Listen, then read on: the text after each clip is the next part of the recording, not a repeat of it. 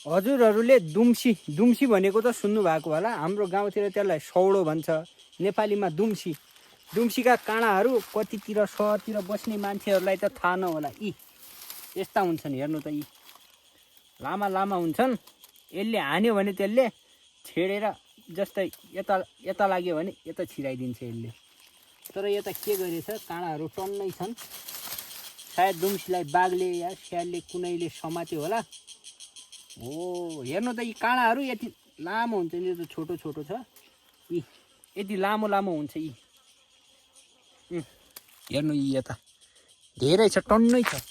कुनै बाघले स्यालले केले अट्याक गर्यो होला, त्यसले हानेछ, यता छिराएछ, दुम्सी खाइदिएछ। यता यता कसरी पक्रियो होला, हुन त त्यसको नाक साग सबै छिराइदियो होला।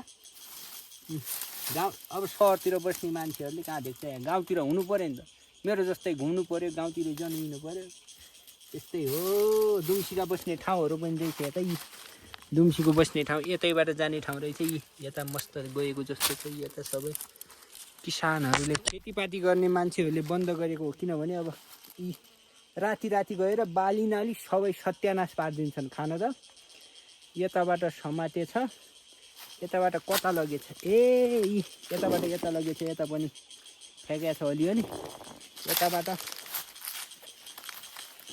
यी यताबाट लगेछ, यता लगेछ, यी यता पनि समातेको छ, अलिअलि फ्याँकेको छ, यता पनि यताबाट लगेछ, यताबाट लगेको रहेछ। यी यताबाट यता तल लग्यो होला, यहाँबाट कहाँ लगेछ,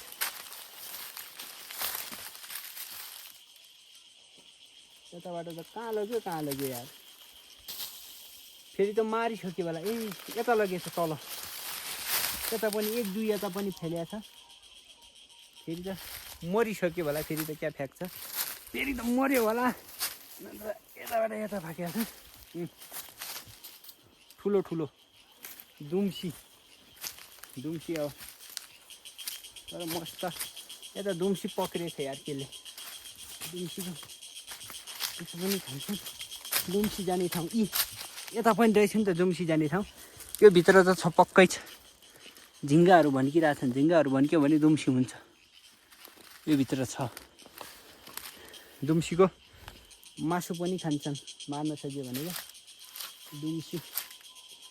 तर यस्तै हो, पाहाडतिर यस्तै छ। यी जानुपर्ने ठाउँ यस्तो छ। मेरो त कसरी हुन्छ अनि यहाँबाट लड्यो भने त मोबाइल सहित मान्छे सहित तल तल पुगिन्छ।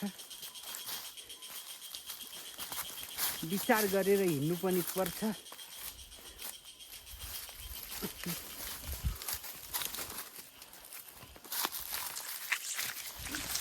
तर यता हिँड्न सजिलो छैन हो त्यति।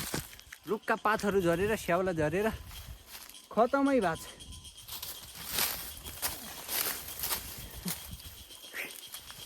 सजिलो छैन हो हिँड्न।